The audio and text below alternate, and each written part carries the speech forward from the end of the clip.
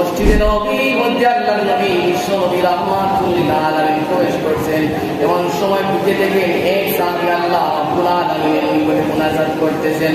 আল্লাহ রাব্বুল আলামিনের দরবারে দুইখানা হাত তুলে মুনাজাত করতেছেন। আল্লাহ রাব্বুল আলামিনের দরবারে কান্নাকাটি করতেছেন। এমন ভাবে কান্নাকাটি করতেছেন, আসসালুকা ইয়া আল্লাহ, আসসালুকা ইয়া আহাদ, আসসালুকা ইয়া সামাদ, আসসালুকা মান লাম ইয়ালিদ ওয়া লাম ইউলাদ ওয়া লাম ইয়াকুল লাহু কুফুয়ান আহাদ। তার মুনাজাতের ভিতরে পুরো সূরা ইখলাসটা ঢুকাইয়া দিয়েছেন। আল্লাহর হাবিব বিশ্ব নবী স্তব্ধ হয়ে তার সাহাবীর মুনাজাতটার প্রতি লক্ষ্য করতেছেন। এত সুন্দর মুনাজাত বিশ্ব নবী কোনদিন শুনেন নাই। আল্লাহর নবী বিশ্ব নবী রাহমাতুল লিল আলামিন বলেন, সাহাবীর মুনাজাত যখন শেষ হবে তার সঙ্গে আমার কথা আছে। এত সুন্দর মুনাজাত তো আমি কোনদিন শুনি নাই। এত সুন্দর উপস্থাপনার মাধ্যমে আল্লাহ রাব্বুল আলামিনের কাছে চাইতেছে। আল্লাহ রাব্বুল আলামিন তার প্রতি খুশি হবেন, রাজি হবেন।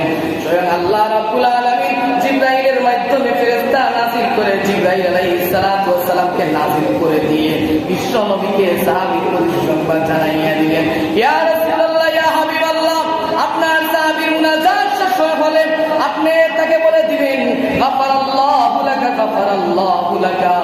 আল্লাহ রাব্বুল আলামিন তার মুনাজাতের প্রতি এমন ভাবে খুশি হয়েছেন। আল্লাহ রাব্বুল আলামিন তার মুনাজাতের প্রতি এমন ভাবে রাজি হয়েছেন, এমন ভাবে খুশি হয়েছেন। আল্লাহ রাব্বুল আলামিন সাহাবীর পিছনের সমস্ত গুনাহ খাতারে আল্লাহ ক্ষমা করে দিয়েছে। মুনাজাত যখন শেষ হয়েছে, আল্লাহ নবী বিশ্বনবী সাহাবীকে ডাকছেন, ও আমার সাহাবী, এদিকে আসো, এদিকে আসো। যখন আসছেন তখন বলছেন, এত সুন্দর করে মুনাজাত করছো, তোমার মুনাজাতের প্রতি আমি মুগ্ধ হয়েছি, এমনকি ফেরেশতা জিবরাইল মুগ্ধ হয়েছে, এমনকি আরশে আজিমের মালিক মহান আল্লাহ রাব্বুল আলামিন খুশি হয়ে আমাকে এই মুহূর্তে ফেরেশতা জিবরাইল আলাইহিস সালাতু ওয়াস সালামকে নাযিল করে তোমার প্রতি সংবাদ জানাইয়া দিয়েছেন। আল্লাহ রাব্বুল আলামিন তোমার জীবনের পিছনের সমস্ত গুনাহকে ক্ষমা করে দিয়েছেন। তারপরে শেষ নয়, মসজিদে নববীর মধ্যে আল্লাহ নবী বিশ্বনবী রাহমাতুল লিল আলামিন তালিম দিচ্ছেন। এমন সময় একজন নাগরিক সাহাবী আসেন, আসে বলেন, ইয়া রাসূলুল্লাহ, ইয়া হাবিবাল্লাহ, ও নবীজি, পাও থেকে মাথা থেকে পাও পর্যন্ত সারা শরীরটা ঘামিয়ে কাজ কাম করে, ইয়া রাসূলুল্লাহ, সকালে বাইর হই, বিকালে ঘরের মধ্যে ফিরে আসি। ইয়া রাসূলুল্লাহ, ইয়া হাবিবাল্লাহ, এত পরিশ্রম করার পরেও, এত কাজ কাম করার পরে, টাকা ইনকাম করার পরেও কিন্তু আমার ব্যবসার মধ্যে কোনো লাভ নাই। সংসারের মধ্যে অশান্তি আর অশান্তি। আমার স্ত্রী আমার কথা শুনে না, আমার ছেলে আমার কথা মতো চলে না, আমার মেয়ে আমার কথা মতো চলে না, মেয়ে আমার কথা শুনে না, স্ত্রী আমার কথা শুনে না, আমার সংসারের মধ্যে কোনো বরকত নাই।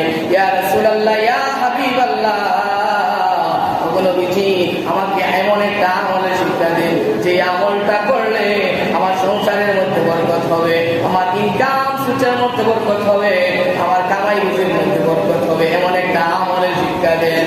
আল্লাহ নবী বিশ্ব নবী রাহমাতুল লিল আলামিন সাহাবীকে লক্ষ্য করে বলেন, যে সাহাবী, তোমাকে সংক্ষিপ্ত আকারে একটা আমলের শিক্ষা দিতে পারি।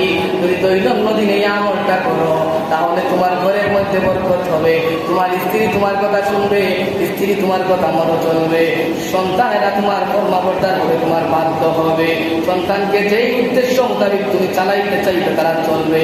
আমলটার নাম হলো সূরা ইখলাস। সুবহানাল্লাহ। আমলটার নাম হলো সূরা ইখলাস।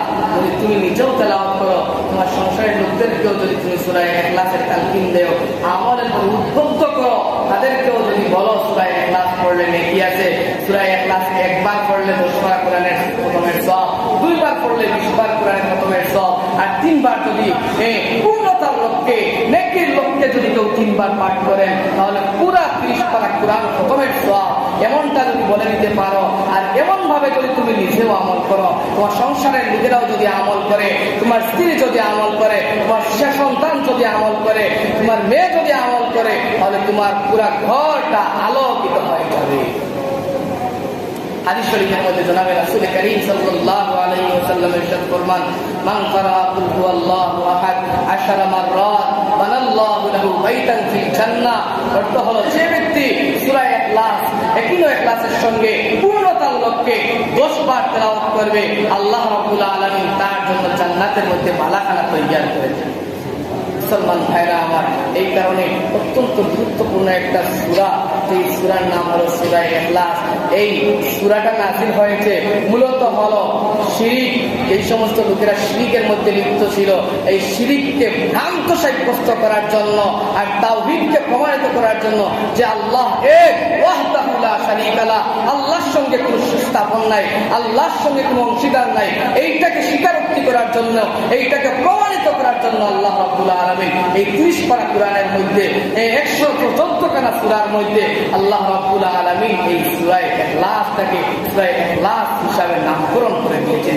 এই কারণে এই মুখতাসর যতটুকু সূরা ইখলাস সম্পর্কে আলোচনা করছি, আল্লাহ রাব্বুল আলামিন আমাদের প্রত্যেককে উক্ত সূরার উপরে আমল করার তৌফিক দান করুন, সকলে পড়ি আমিন।